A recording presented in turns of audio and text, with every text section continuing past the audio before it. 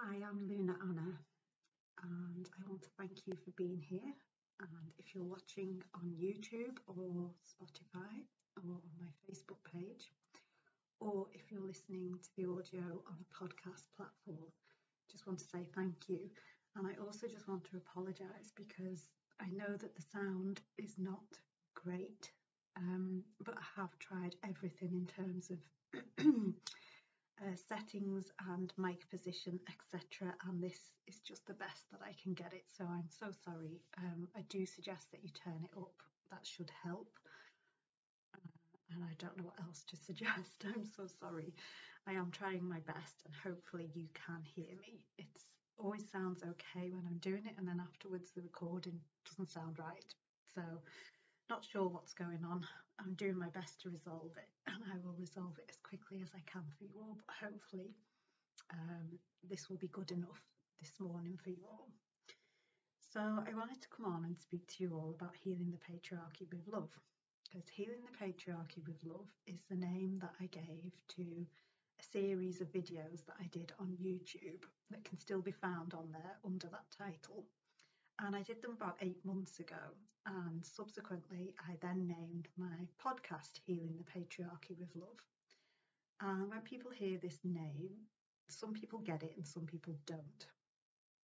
So what I wanted to do was just provide a little bit of information about why it's called Healing the Patriarchy with Love. And I know, excuse me, I know that normally, the word patriarchy doesn't get spoken with the word love in the same sentence. It's not the norm. It's not what we've been doing in the past. And I know that. And the reason why I've called it Healing the Patriarchy with Love is because love heals. And it's not about loving patriarchy. You don't have to love patriarchy. You don't even have to like it. And you can still be angry about it and all the rest of it. But it's just my way of saying that it's love that heals things. And so that's what we're going to do. We're going to heal the patriarchy with love. And I'm asking us to do it because I like to look at things in terms of soul contracts and the roles that people are playing. And so, the people that are really kind of drawing patriarchy to our attention, whoever they may be for you, and it might be different for everybody, whoever those people are, they're just holding more of the patriarchal energy for us all. And it's just their soul contract to draw your attention to it. And the reason why they're drawing your attention to it is so that you will do something to heal it. And what I tend to see is people shouting and getting angry and wanting the people that seem to be holding the energy of patriarchy and making it really obvious to us all. They're kind of complaining and pushing and wanting them to change. And the thing is, they're not going to change.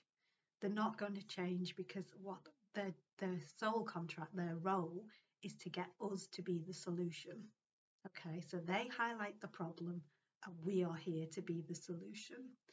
And so that's why, complaining about it and wanting them to change and wanting everybody to wake up and see what these people are doing doesn't create a solution and doesn't solve the problem.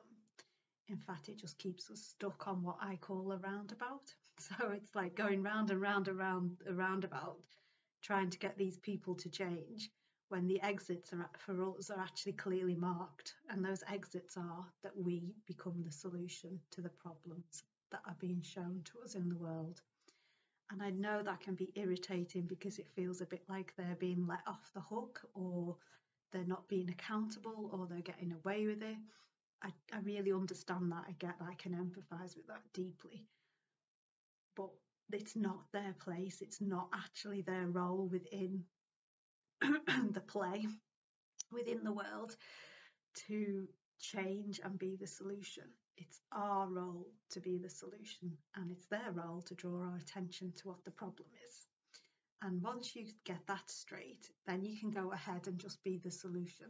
And that just withdraws you completely from that roundabout. So there you go, there's your exit, off you go, off the roundabout. And so that's why it's called Healing the Patriarchy with Love.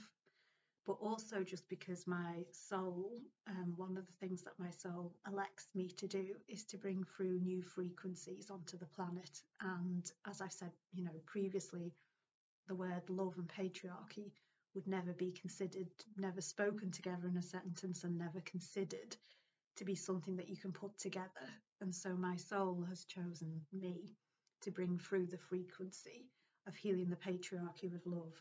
And I have noticed recently that there are more people that were really angry about it that are starting to post things like, oh, I don't feel as bad about it now, and things like that. So the frequency is starting to amplify on the planet. So I'm pleased to say that it's working. It's, but because it's a new frequency, I do feel like I have to keep kind of sharing the message of the frequency. And so that was the message of the frequency, basically.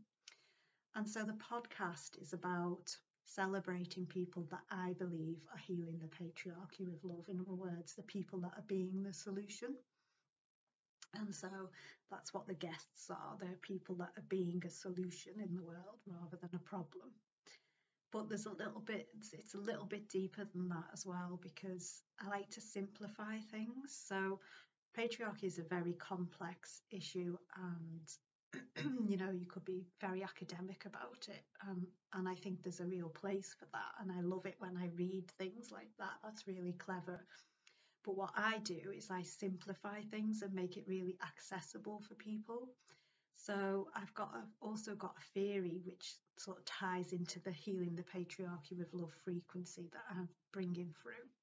And that is regarding, how our internal landscape, in other words, our subconscious, colours our reality outside of us. And so if we think about, our reality as being coloured with patriarchy, and then we go back sort of and look into our psychology, our subconscious, our internal makeup, then there's an easy way to work out what's happening.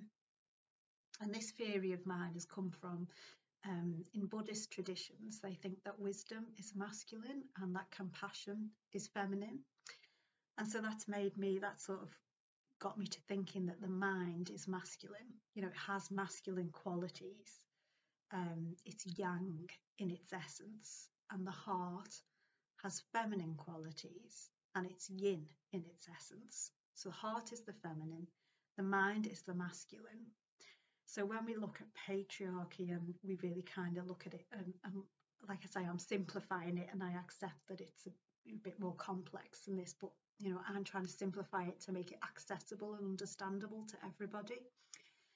When we look at it there, we can just say, well, actually what's happening outside in the world that is patriarchal is basically everything that has a yang essence, whether that's an actual man or just something more logical and reasoned and structured, those kind of masculine qualities. It's getting more attention, more energy, more focus given to it, and it's more revered. It's more valued, it's more relied on.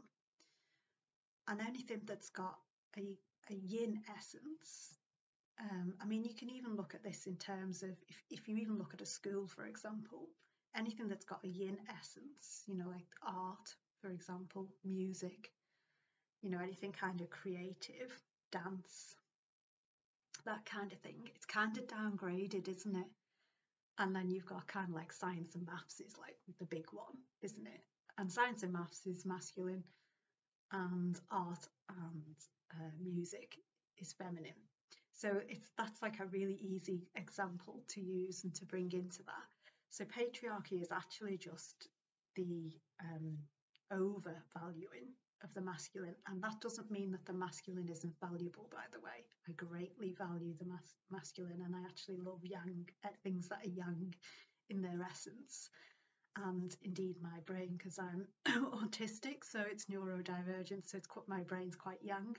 So I really love, the masculine and all things masculine, but it's just so it's not negating it. It's not saying, oh, well, the mind is nothing now, so we're just going to pay attention to the feminine heart, because that'll create another imbalance. What we're doing is we're just tweaking it slightly so that there's a better balance. And the way that we tweak it is we start with ourselves and our internal landscape. And so we pay more attention to our hearts, and we let our hearts be the guide.